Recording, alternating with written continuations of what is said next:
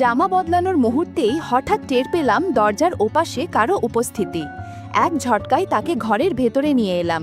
একটু নিচু গলায় বললাম, রঘু, এমন আচরণ ঠিক নয়। তারপরের মুহূর্তগুলো সেগুলো এমন কিছু নয় যা কাউকে বলা চলে, আবার এমন কিছু যা মন থেকে মুছেও ফেলা যায় না। আমার নাম শ্রীমতী, বয়স ৩৮। এই বয়সে দাঁড়িয়ে অনেক কিছু বদলে গেছে, তবু নিজেকে এখনো আয়নায় দেখতে ভালো লাগে। শরীরের গঠন এখনো ছন্দ হারায়নি। আর ৫টা সাধারণ গৃহিণীর মতো আমিও গরমকালে স্লিভলেস ব্লাউজ বা ম্যাক্সি পরে থাকি। হাঁটা চলা, বাড়ির কাজ করতে গিয়ে কখনো আঁচল কাঁধ থেকে সরে যায়, খেয়ালও থাকে না। ক্লান্ত শরীরের ওপর আর ইচ্ছেও জাগে না সবকিছু ঠিক করার। আমার স্বামীর নাম সুদীপ্ত, বয়স ৪৫। এক সময়ে ব্যবসায় বড় লোকসান করে অনেক দেনায় জড়িয়ে পড়ে। সেই পরিস্থিতি সামাল দিতে এক ধনী মহিলার সঙ্গে নতুন সংসার শুরু করে। তার সাহায্যে আবার ঘুরে দাঁড়ায়। এখন ভালোই চলে, তবে সে অন্য বাড়িতে থাকে। মাঝে মাঝে এখানে আসে, খরচ দিয়ে যায়। এই বাড়িতে আমি এখন প্রায় একাই। সঙ্গী বলতে আছে আমার ভাগিনা রঘু। বাবা মা না থাকায় ছোটবেলা থেকে আমাদের কাছে থাকে। বয়স ২৫-এর কাছাকাছি, একটু চটপটে, একটু গোঁয়ার, কিন্তু দিন শেষে আমার কাছের মানুষ। সকাল থেকে একটু দুর্বল লাগছিল। সবকিছু গুছিয়ে ছাদে কাপড় মেলে দিয়ে বারান্দার গাছে পানি দিচ্ছিলাম। গাছগুলো আমার প্রাণের মতো। পায়ে রোদ পড়ছিল নরম করে, আর হাওয়াটা ছিল আরামদায়ক। হালকা হলুদ শাড়ি পরেছিলাম, আঁচলটা পেছনে গুজে রেখেছিলাম যেন কাজে অসুবিধা না হয়। ঠিক তখনই পিছন দিকের বাথরুম থেকে রঘুর ডাক, রাঙামামি, একটু আসবেন? আমি একটু থেমে গেলাম। গলা শুনে বুঝলাম। বললাম, কি হয়েছে রঘু? ও ভেতর থেকে মৃদু গলায় বলল, পিঠে একটু কাদা লেগেছে, নিজে ঠিকমতো পরিষ্কার করতে পারছি না। আমি একটু অবাক হয়ে দাঁড়িয়ে গেলাম। দরজার দিকে এগিয়ে গিয়ে বললাম, তুই কি বলছিস রঘু? ও দরজার ফাঁক দিয়ে সাবানের ফেনা লাগানো পিঠটা দেখিয়ে বলল, এখানে তো কেউ নেই, একটু সাহায্য করলে ভালো হতো মামি। আমি এক ধাপ পিছিয়ে এলাম। দরজাটা টেনে দিয়ে বললাম, এইসব বোকামি করিস না রঘু, আমি কিন্তু তোর মামাকে সব বলবো। আমার কণ্ঠ রাগে ভরা ছিল, কিন্তু ভিতরে যেন কোথাও একটু কাঁপুনি বাজল। আজকাল রঘুর আচরণে যেন একটু অদ্ভুত টান লক্ষ্য করছি। আমি ওর কথার কোনো জবাব না দিয়ে ফিরে এলাম, কিন্তু মনটা বাগানে মন দিতে পারছিল না। বারবারই সেই কথোপকথন কানে বাজছিল। অস্বস্তির সঙ্গে সঙ্গে একটা অজানা রকম অনুভবও হচ্ছিল। নিজেকেই বুঝিয়ে বললাম, এই বয়সেও যেন কিছু কিছু অনুভূতি পুরোপুরি মুছে যায় না। বিকালে বারান্দায় বসে বই নিয়েছিলাম। হাওয়ায় আঁচলটা উড়ছিল আস্তে আস্তে। পাতায় চোখ রেখেও মনটা কেমন যেন এলোমেলো লাগছিল। দুপুরে সেই ঘটনাটা যেন মন থেকে যাচ্ছিল না। সব কিছু কেমন ঘরে ঢেকেছিল। এমন সময় হঠাৎ বাইরে কিছু শব্দ শুনলাম। আরে রঘু, পড়ে গেছে, পায়ে আঘাত লেগেছে, রক্ত বেরোচ্ছে। আমি বই ফেলে তাড়াতাড়ি নিচে নেমে এলাম। উঠোনে গিয়ে দেখি রঘু গেঞ্জিতে গলায় ঘাম জমে গেছে আর মাটিতে বসে আছে। হাঁটুর নিচে একটু কেটে গেছে, তবে মুখটা এমন করে কুঁচকে আছে যেন ব্যথা ছড়িয়ে পড়েছে সারা শরীরে। আরে কি হলো রে? আমি ছুটে গিয়ে জিজ্ঞেস করলাম। রঘু অসহায় মুখে তাকিয়ে বলল, মামি, খুব ব্যথা পাচ্ছি, পা নড়াতে পারছি না। আমি ওকে ধীরে ধীরে ধরে ঘরের ভেতরে নিয়ে এলাম। দালানের পাশে বসিয়ে পা ধুয়ে তাড়াতাড়ি মলম আনতে গেলাম। ঘামে ভেজা শরীর, আর আমি যখন তুলোটা ওর পায়ে ছুঁই, ও কেমন একটু চমকে উঠল। ধরো না তো ওইখানে, ও হালকা গলায় বলল, আপনার হাত ছোঁয়ার পর কেমন যেন ঠান্ডা ঠান্ডা লাগছে মামি। আমি একটু রাগ মিশিয়ে বললাম, চুপ কর, পা ফেটেছে আর তুই ফাজলামো করছিস? আপনার হাতেই ব্যথা কমে যায় মামি। ও মুচকি হাসল। আমি কিছুক্ষণ চুপ করে রইলাম। ভাবছিলাম, এই ছেলেটা দিন দিন এমন সাহসী হয়ে উঠছে কি করে। ওর কথাগুলো একদিকে অবাক করে, অন্যদিকে কোথাও যেন একটা অদ্ভুত শিহরণ ছুঁয়ে যায়। মলম লাগাতে গিয়ে কখন যেন হাতটা একটু ওপরের দিকে উঠে গিয়েছিল। রঘু কষ্টের গলায় বলল, আরও একটু নিচে দিলে হতো, হাঁটুর কাজটাই ঠিক লাগেনি। আমি হুঁশ ফিরে পেলাম। একটু সোজা হয়ে দাঁড়িয়ে বললাম, রঘু, কথা বাড়াস না, বেশি বাড়াবাড়ি করলে কিন্তু বাড়িতে পাঠিয়ে দেব। ওর গলায় এবার কেমন যেন একটানা আবেগ। আপনি না থাকলে আমি কোথায় যাব মামি? আমি আর কিছু বললাম না, উঠে ঘরের দিকে চলে এলাম। পেছনে ওর দৃষ্টির ভার যেন কাঁধে এসে পড়ল। ঘরে ঢুকে দরজাটা লাগিয়ে দিলাম, কিন্তু মনটা সারাদিন অস্থির রইল। রাতে একবার ওর ঘরে গেলাম পায়ের অবস্থা দেখতে। দেখি হেলান দিয়ে শুয়ে আছে, পা কিছুটা ফুলে আছে। ভাগিনা বলে এক ধরনের মায়া তো থেকেই যায়। বললাম, তুই একটু বস, তেল এনে মালিশ করে দি। রান্নাঘর থেকে তেল এনে ওর পাশে বসলাম। হাত দিয়ে আলতো করে তেল মালিশ করতে লাগলাম। কখন যে আঁচলটা একটু সরে গেছিল টের পাইনি। আমি কিছু বলছিলাম, কিন্তু রঘু চুপচাপ তাকিয়েছিল। ঠিক কোথায় জানি না, তবে ওর চোখে একটা গভীরতা ছিল। আর চোখে দেখে বুঝলাম ও যেন ভাবনার ঘোরে। হাতে তেল থাকায় আঁচলটা ঠিক করতেও পারছিলাম না। একটু হেসে বললাম, আর একটু লাগাবো নাকি? রঘু যেন ধ্যান ভাঙিয়ে বলল, তেল লাগালে আরাম হয় মামি, আপনি জানেন তো। আমি নিশ্চিত হতে পারলাম না ও কি হালকা হাসির সাথে বলল নাকি ইচ্ছে করে। একটু ইতস্তত করে বললাম, থাক, আজকের মতো কাল আবার করে দেব। আমি উঠে গেলাম। পেছনে রঘুর চোখ দুটো অনুভব করছিলাম, যেন মনের কোণায় কোনো কথা থেকে যাচ্ছে। আমার ভিতরে একটা অদ্ভুত অনুভূতি হলো, ও কি সত্যিই আমার মাঝে কিছু অন্যরকম খুঁজছে? এর পরের কয়েকটা দিন ওর সেবা যত্নেই কেটে গেল। সপ্তাহ পেরোতেই পায়ে খানিকটা জোর এসেছে। আজ দুপুরে সূর্যটা একটু বেশি তীব্র। বাড়ির কাজ সেরে স্নানে গেলাম। বেরিয়ে এসে একটা ব্লাউজ নিতে গিয়েই বুঝলাম যেটা পরতে চাচ্ছিলাম তার বোতামগুলো আবার নষ্ট। তবুও কোনোভাবে গায়ে চাপিয়ে ঘরে ফিরে এলাম। ভাবলাম অন্য কিছু পরব, কিন্তু দেখি বাকিগুলোর অবস্থাও এক এক রকম। কারো বোতাম আলগা, কারো ফিটিং ঠিক নেই। শেষমেশ একটা ঠিকঠাক যা ছিল সেটাতেই দিনটা চালিয়ে নিলাম। পরশু রঘুর হাতে একটা পুরনো স্যাম্পল ব্লাউজ দিয়েছিলাম সাম্যবাবুর দর্জির দোকানে পাঠানোর জন্য। মাপ ঠিকমতো নিয়ে নতুন করে 4টা বানাতে বলেছিলাম।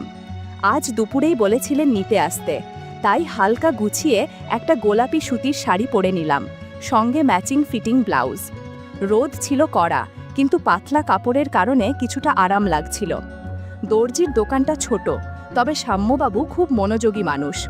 বয়স 35-40-এর কোঠায়, সবসময় গলায় নরম গলার স্বর আর চোখে পুরু ফ্রেমের চশমা। দোকানের ভেতরটায় একটা ঘরোয়া গন্ধ, মিলেমিশে কাপড়, আতর আর সময়ের জমে থাকা আবহ।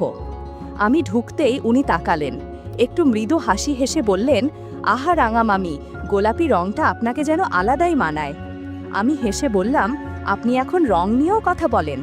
না না, আমি তো শুধু মাপ ধরি। সাম্যবাবু হেসে বললেন, আর সেই মাপে ভুল হওয়ার উপায় নাই। তারপর টেবিল থেকে নতুন বানানো 4টা ব্লাউজ হাতে তুলে দেখালেন। এই দেখুন, মাপ মতোই হয়েছে, তবে একটা একটু ফিটিং বেশি রাখা হয়েছে। আপনার যা ভালো লাগে সেটা পরে নিতে পারেন। আমি বললাম, একটা পরে দেখি। উনি বললেন, ওই পেছনের ঘরেই পাল্টানোর জায়গা আছে, দরজাটা ভেতর থেকে বন্ধ করে নেবেন। আমি গিয়ে একটা ব্লাউজ পরে দেখলাম। সত্যি বলতে একটু টাইট লাগলো, আঁচল ছাড়া অস্বস্তিকর মনে হচ্ছিল।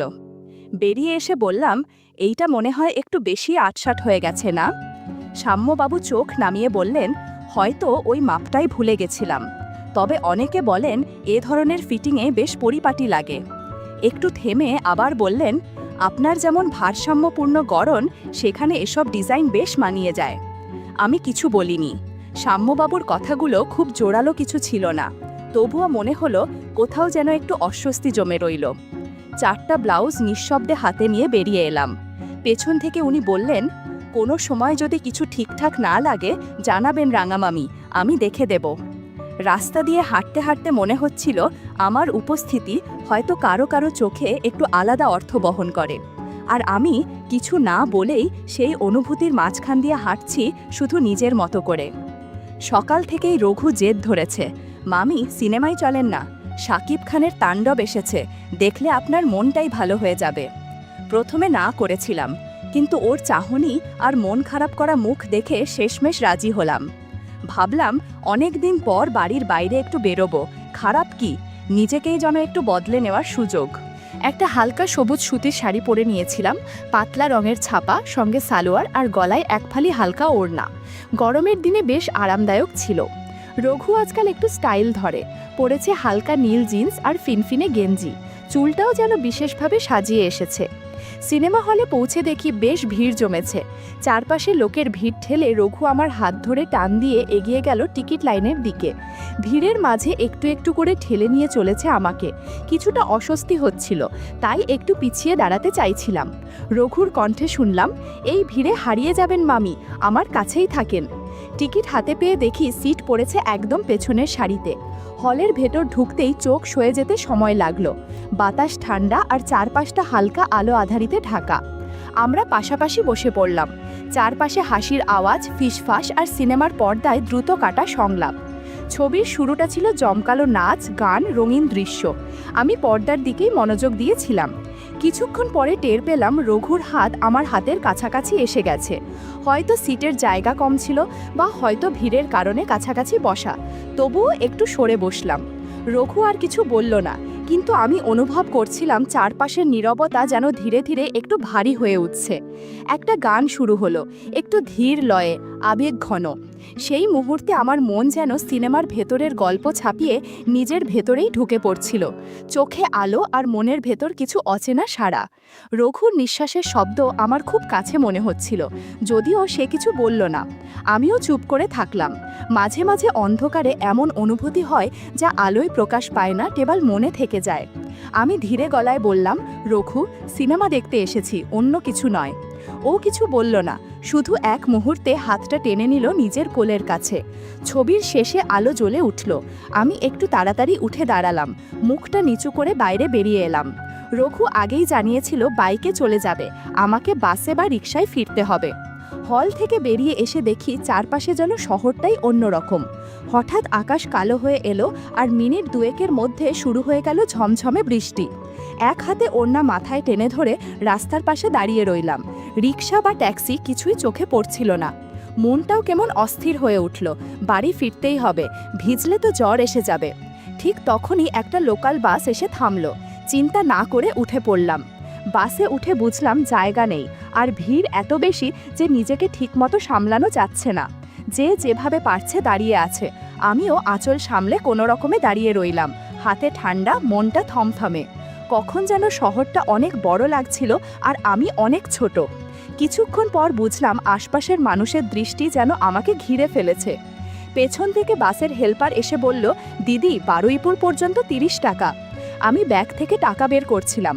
এমন সময় অনুভব করলাম পেছনে কিছু একটা ঠেকছে, ইচ্ছাকৃতভাবে। ধীরে বললাম, দয়া করে একটু দূরে থাকবেন। ওর মুখে একরকম অস্বস্তিকর হাসি। নিচু গলায় বলল, কি করব বলুন, ভিড়ের মধ্যে দাঁড়িয়ে থাকা তো কঠিনই, বিশেষ করে আপনার মতো কেউ থাকলে। কিছু বলিনি। ভিতরে ভিতরে শরীর শক্ত হয়ে যাচ্ছিল, মন অসহায়ভাবে কুঁকড়ে যাচ্ছিল। বাস হঠাৎ এক ঝাঁকুনি খেল। সামনে দাঁড়ানো একজনের শরীর এসে অদ্ভুতভাবে ধাক্কা দিল। আমি এক পা পিছিয়ে দাঁড়ালাম। লোকটা বলল, সরি দিদি, জায়গাটা খেয়াল করিনি। তবে ওর চোখ সরছিল না, আমি চোখ সরিয়ে নিচ্ছিলাম। একটু পরে হেল্পার আবার সামনে এসে বলল, দিদি, শাড়িটা সামলে রাখুন, একটু সমস্যা হচ্ছে মনে হয়।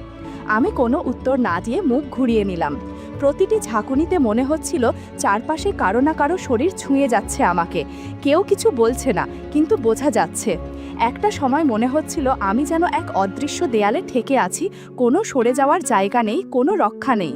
চোখ বন্ধ করে শুধু ভাবছিলাম বাসটা থামবে কবে। সঙ্গে একটাই অনুভব, আমি এখানে একা, একদম একা। শরীর ক্লান্ত, মন গুলিয়ে যাচ্ছে। ঘামের গন্ধ, শাড়ির ভেজা ভাব, বাতাসের ভার সব একসাথে এসে যেন আমাকে অসাড় করে ফেলছিল। বাস থেকে নামার পর মনে হলো যেন পুরো শরীর থেকে শক্তি ঝরে গেছে। মাথা ঘুরছিল কিনা বুঝিনি, হয়তো সবই মন থেকে আসছিল। বৃষ্টিতে ভিজে গেছি, শরীর ঠান্ডা হয়ে আছে। আর সেই ভিড় থেকে বেরিয়ে হেঁটে যেতে যেতে যেন মনে হচ্ছিল শহরের ভেতর আমি একটা অদৃশ্য মানুষ হয়ে গেছি। একটা রিকশা পেয়েছিলাম শেষমেশ। বসেই বুঝলাম ঠান্ডা কাঠের সিটের ছোঁয়া আর নিজের সম্মান বাঁচিয়ে আঁচলটা সামলানোর চেষ্টা, এই ছোট ছোট কাজগুলোই আমাকে ধরে রেখেছে। রিকশা চলছিল, মাঝে মাঝে সামলে নিচ্ছিলাম শাড়ির ভাঁজ যেন বাতাসে না উড়ে যায়। বাড়ির গেটের সামনে এসে দাঁড়িয়ে মনে হলো এই লোহার ফটকটাই যেন আমার জন্য সবচেয়ে নিরাপদ আশ্রয়। তখনই বুঝলাম চাবি নেই আমার কাছে।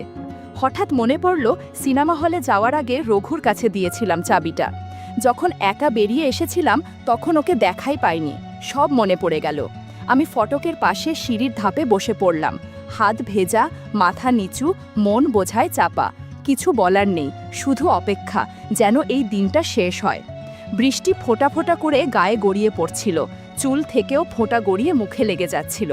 আমার আঁচল ভিজে কাঁধে টিকেছিল আর ঠান্ডায় শরীর শিউরে উঠছিল।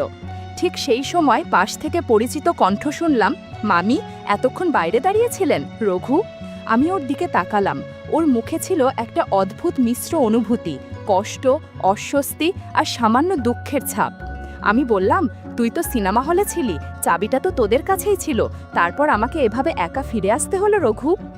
ও একটু চুপ করে নিচু গলায় বলল, মাফ করবেন মামি, আমি বাইকে ছিলাম, ভাবিনি আপনি একা ফিরে আসবেন। আসুন, আমি দরজা খুলে দিচ্ছি। দরজা খুলতেই আমি সোজা ঘরে ঢুকে পড়লাম। পেছনে ওর পায়ের শব্দ পেলাম, কিন্তু ফিরে তাকাইনি। দরজা আটকে দিলাম। ঘরের মধ্যে অল্প আলো, জানলা দিয়ে ঠান্ডা বাতাস ঢুকছিল। ভিজে কাপড়ে ঠান্ডা লাগছিল প্রচণ্ড, তাই শাড়িটা পাশে সরিয়ে দিলাম। এক মুহূর্ত আর সহ্য হচ্ছিল না। ড্রেসিং টেবিলের পাশে দাঁড়িয়ে চুল খুলছিলাম। আয়নায় নিজের দিকে তাকিয়ে কেমন যেন অচেনা লাগছিল। এই ক্লান্ত মুখটা কি আমি? বৃষ্টির ঘ্রাণ আর ভেজা শাড়ির গন্ধ ঘরটাকে মিষ্টি করে তুলেছিল। ভেজা জামাকাপড় বদলানোর সময় বুঝলাম দরজার ওপারে কেউ দাঁড়িয়ে আছে। সামান্য নড়াচড়া, নিঃশ্বাসের শব্দ, হয়তো রঘু। এটা ভয় নয়, লজ্জাও নয়, একটু অন্যরকম একটা অনুভব। হঠাৎ বুকের কাছে হালকা ধুকফুক বোধ করলাম। আমি ধীরে বললাম, রঘু তুই চলে যা, আমি একটু বিশ্রাম নেব। ও কোনো উত্তর দিল না। হয়তো চলে গিয়েছিল, হয়তো চুপচাপ দাঁড়িয়েছিল, আমি জানি না। শুধু জানি সেদিন রাতে ঘরের বাতাসটা একটু ভারী হয়ে উঠেছিল। সকালের বৃষ্টি অনেক আগেই থেমে গিয়েছিল। দুপুরের রোদ উঠতেই আমি এক গাদা ভেজা কাপড় ঝুড়িতে ভরে ছাদে গেলাম শুকাতে। শাড়িগুলো থেকে জল টপ টপ করে ঝরছিল, যেন ওরাও আমার মতো ভিজে কাঁপছে। আমার গায়ে তখন ছিল পাতলা সাদা সবুজ ছাপা সুতির শাড়ি, হালকা ও আরামদায়ক। ভেজা গায়ে ভারী কাপড়টা কঠিন হয়ে ওঠে। চুলটা হালকা ভেজা, পেছনে খোঁপা করে বাঁধা। ছাদে উঠে একটু হেসে উঠলাম। এই রোদটার জন্যই তো সকালের অস্বস্তি সহ্য করেছি। এক এক করে কাপড় দড়িতে ঝুলিয়ে দিচ্ছিলাম। হঠাৎ পেছন থেকে একটা কাশির শব্দ শুনে ঘুরে তাকালাম। পেছনে রঘু দাঁড়িয়ে, ওর হাতে কিছু জামা কাপড়। মাথা চুলকাতে চুলকাতে বলল, আমি ভাবছিলাম কাপড় শুকাতে আসবো, আপনিও এসেছেন দেখি। আলতো একটা অস্বস্তি বোধ করলাম, কিন্তু ছাদ তো একটাই, আর করারও কিছু নেই। আমি আবার কাজে মন দিলাম। হঠাৎ দেখি রঘু এগিয়ে এসে পাশে দাঁড়ালো। এক হাত দিয়ে আমার দড়িটা ধরে বলল, এই দিকটা আমি ধরে রাখি, আপনি কাপড়গুলো দেন রাঙা মামি। রাঙা মামি কথাটা শুনে একটু থমকে গেলাম। অচেনা লাগছিল, আবার যেন বেশি পরিচিতই। বুঝতে পারলাম না ঠিক কী অনুভূতি। আমি চুপ করে কাপড় তুলে দিলাম। শাড়ি ঝোলানোর সময় হঠাৎ আমাদের হাত ছুঁয়ে গেল। একটা অপ্রত্যাশিত মুহূর্ত ছিল। কেউ কিছু বলল না, বরং দুজনে একটু থমকে দাঁড়িয়ে রইলাম। আমার গলার কাছে হঠাৎ গরম বাতাসের একটা ঢেউ গেল। চোখ কোণে তাকিয়ে দেখি রঘু দৃষ্টি আমার ওপর আটকে আছে। হাওয়ায় শাড়িটা হালকা লেগে যাচ্ছিল। আমি দ্রুত আঁচলটা ঠিক করছিলাম। কাপড়গুলো টান টান করে দড়িতে ঝুলিয়ে দিতে দিতে বললাম, এই দিকটা বেশি রোদ পড়ে, ওদিকে গেলে আবার ভিজে যাবে। রঘু হাসি মুখে বলল, আচ্ছা, আপনি জানেন রোদে যখন শাড়িগুলো দোলাচ্ছে তখন আপনারই মতো ঝলমল করে রং ফুটে ওঠে।